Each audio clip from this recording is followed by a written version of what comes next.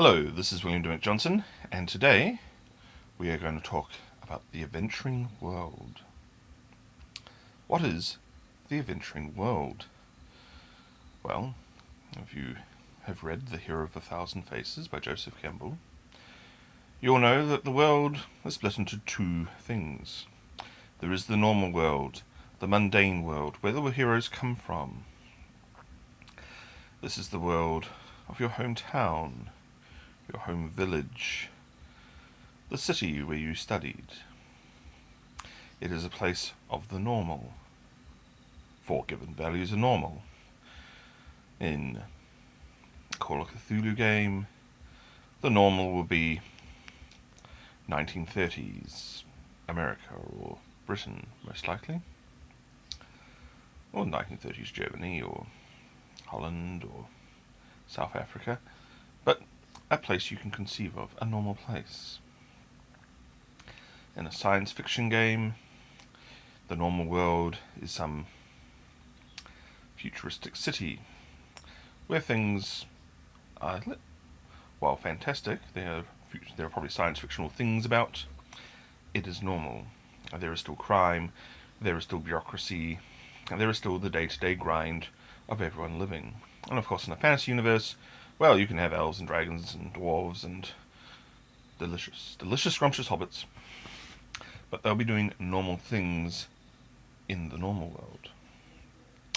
And then we have the adventuring world, the magical world, what Campbell likes to describe as that strange polymorphic landscape where almost anything can happen, where the adventure occurs. And this is where all the strange things happen.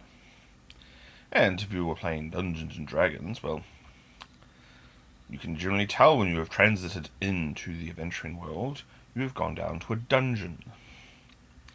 It's named Dungeons and Dragons. In the magical world, things can be very strange, things can be very unusual. Weird things can happen. And we see this quite clearly in Dungeons and Dragons with all those weird dungeon monsters. Gelatinous cubes, the killer floor monster, the trapper, and the killer wall monster, whose name escapes me at the moment, the killer ceiling monster, the ropers, and all the jellies and oozes and other bizarre things that somehow make up an ecology of an old school D&D dungeon. Should you go out adventuring in RuneQuest, you will find ducks. Yes, ducks are a sentient species in RuneQuest, and they're agile, nasty little bastards. You should kill them and roast them and eat them. And pretty much they fill the same ecological niche as hobbits, I believe. Or sentient baboons, or trolls. There are all trolls in RuneQuest. Trolls are quite big and nasty, and, well, they'll beat you to death. This is the magical world, the unusual, the strange world. The classic example is from Star Wars. Luke leaves the normal world of his farm and is dumped almost instantly into the cantina where we have 15 strange alien races all doing strange alien things. That is an example of the magical world, the unusual, the world where adventures occur.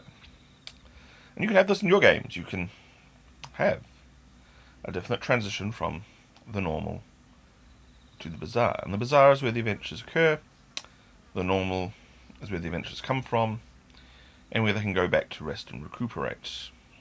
Of course, the normal world is obviously under threat from the magical world. The magical world is dangerous and strange and weird, and is probably encroaching on the normal. And that is often a theme in many games and many stories in this type.